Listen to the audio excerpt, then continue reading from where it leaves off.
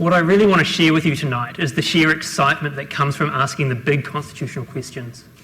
My big question is the question of legitimacy, and it's of fundamental importance because it tells us all why we should respect constitutional government.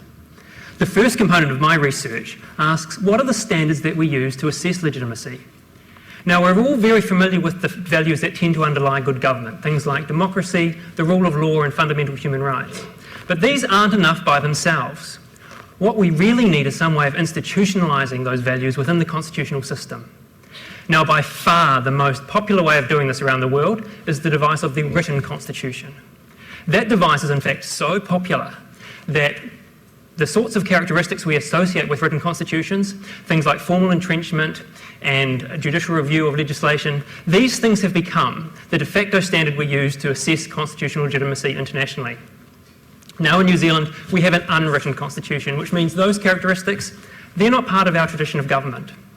But we still make serious claims to have constitutional legitimacy in New Zealand. The second component of my research asks, how do we reconcile this tension?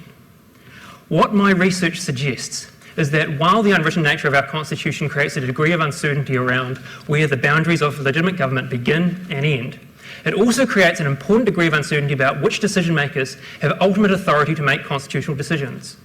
In practice, this is crucial because what it does is it means that no one decision maker can make a constitutional decision that they want to have any effect in the real world unless they can try and bring other constitutional actors on board with them.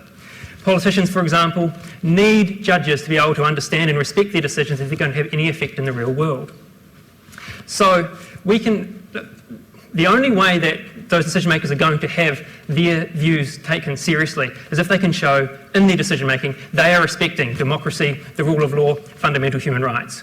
So we get to claim a sense of constitutional legitimacy in New Zealand because our arrangements are set up so that no one person has final authority on making constitutional decisions. Now that's actually really exciting to me, and I hope it's really exciting to you too, because the very thing that calls into question our commitment to constitutional legitimacy, our unwritten constitution, is actually the very thing that sustains that commitment to constitutional legitimacy. It's just that we need to think about the constitution in a little bit of a different way sometimes to really see it. It's a bit like an architect saying, let's not focus on the floor and the walls and the ceiling of this building that we're trying to design. Why don't we think about the spaces within all those structures that we're trying to create? Because that's where all the fun stuff actually happens. Now, there are some important implications for my research, mostly around how we undertake constitutional reform in New Zealand.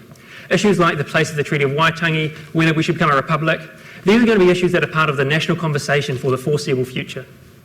What my research does is help create part of a framework where we can all participate in that conversation, and that sounds pretty exciting to me. Thank you.